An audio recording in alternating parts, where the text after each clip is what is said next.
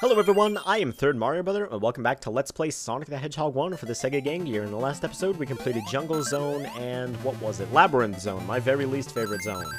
In this episode, though, unfortunately, unlike the Genesis game, we don't get relief from Labyrinth Zone through Starlight Zone. Starlight Zone, sadly, is not included in this game. Instead, we're headed straight to Scrap Brain, which in this game isn't the final zone. I'm not sure whether I like that or not, but Scrap Brain in this game is much, much easier than it was in the previous game. There aren't so many narrow hallways, there aren't so many ridiculous jumps, there isn't so much ridiculous stuff going on. A lot of the time, it's just navigating your way sort of through a maze-like structure. I'm not sure I like the Scrap Brain in this game, though, because like I said, it gets maze-like at times, and it's just sort of weird. I wish there was Starlight Zone, I can tell you that much, though. Well, the first act of this zone is very easy and very short, but second act gets a little bit weird. Well, like I said, I really wish there was Starlight Zone, although in this game, with its capabilities and its lack of loop-de-loops and lack of interesting terrain, I guess it wouldn't be quite as much fun. Plus, rolling gives off this weird whistling sound effect in this game that I don't particularly like. So I guess maybe it's a good thing that Starlight Zone wasn't brought back in this game. I am really disappointed that it was never really brought back in any of the future Sonic games either, but perhaps the fact that the only version of the level that exists is an extremely charming one is a good thing. I don't know. Anyway, moving on here, we have this area with fireball shooters and conveyor belts. This is probably one of the more annoying areas of the level, that or I'm just very bad at it personally.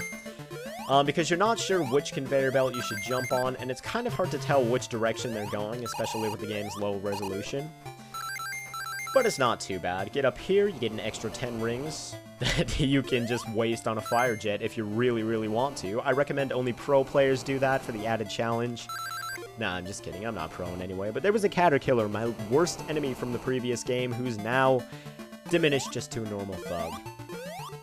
Before going down, go ahead and go up here, because there's more than one, I don't know, room, per se, to this level.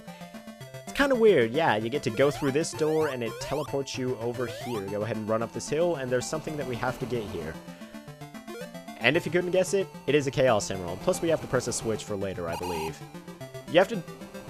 The Chaos Emerald in this level, I wouldn't say it's well hidden. I'd say, actually, that it's kind of badly hidden, because you have to guess and jump into that pit, or just fall into it by accident to jump into this teleporter and grab your Chaos Emerald. Yeah, there's a lot of, a couple Chaos Emerald hiding places in this game where I don't understand how they expected the players to find them without accidentally stumbling upon them, but make sure you go ahead and hit the switch, because I think it's necessary for a future point in the level. I'm not entirely sure, though. But yeah, I guess their intention was for players to accidentally stumble upon the Chaos Emeralds, which I'm not sure I can quite agree with that game design. But hey, I never got an education on the stuff. I'm not a professional, so what am I saying? Rolling down these hills is definitely fun, but I don't think there's enough of it in this game. And of course, that whistling sound effect that I mentioned earlier, it kind of cuts off very abruptly, so it doesn't sound very good. Oh, I shouldn't have rolled down there. Oh well, we can go to the left here and grab, I think there's a 1-up through this teleporter. Go ahead and check. Yes, a 1-up. That was totally on purpose, because I totally didn't mention in the last 2 episodes that lives are extremely abundant in this game, and I'm not gonna have to pick up any extras. No, not at all. That was on purpose. Showing off secrets, guys. Yeah. When these ramps are going to the right, as I demonstrated earlier, unless you want that 1-up, go ahead and don't roll off of them, because that will just waste your time. We've got these pig robots here that throw bombs that were also featured in the Genesis version of this level. They're not too much trouble here, especially since if you roll to the left, you can just bounce on their heads automatically and not be in any danger of getting hit. And there's one more sort of gimmick to this level that you just saw right there. It's those opening doors. You can only enter them on the sides with the orange lights on them. Some of them have orange lights on both sides. Some of them have only one orange light on both sides, and that means they have to be triggered by a switch. Some of them have 2 orange lights on one side. You can only enter the side with 2 orange lights unless it has 1 light, in which case, of course, you have to use a switch. Like I said. Repeating myself over and over, but that's what I'm best at. And yeah, I believe this is the longest zone in this game. Or rather, this is the longest act in this game. I always get the terminology confused, but this is the longest act in this game, with this one lasting over 3 minutes, which is a little bit ridiculous. And here we are, facing Eggman in Scrap Brain, his home base. You might be wondering, though, why this isn't the final episode of the series if this is the final act in Scrap Brain Zone.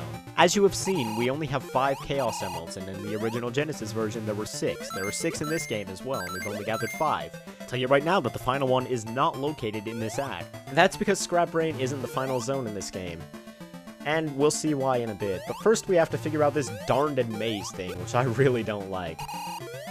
This has always confused me. I'm not too good at mazes in video games. I'm not too good at pencil and paper mazes even. It takes me ages and ages to do them. So, bear with me while we try to get ourselves oriented here. There are a couple turns that you can take to lead you to extra lives, just as there was in Act 2. But I'm going to try my hardest not to take those because, like I said, we don't need extra lives, and they're just time wasters and make you start the whole maze over. I'm not exactly sure which direction to go, though, like I said, so let's try over here. This doesn't look good. Dang it! Not again! No! Well, that just means that we have to start over. Like I said, I've never really liked labyrinth-style, mazes in Sonic games. It just takes away from how you think the game really should feel, you know? You should be blazing through enemies, you should be running through loop-de-loops, which this game doesn't have. And you should be doing all that stuff, not trying to navigate your way around some maze. It just feels tedious, and I don't like it. But I guess that can be chalked up to personal preference. Anyway, here we are, at the very end, and we're chasing Robotnik, and somehow he's faster than us. What's up with that? Maybe he's been on some Weight Watchers or something, I don't know. Doing P90X and working out. But we must give chase, and in the next episode of Sonic the Hedgehog Game Gear, we will chase Robotnik to his Sky Fortress. Thank you all for watching, and I'll see you next time.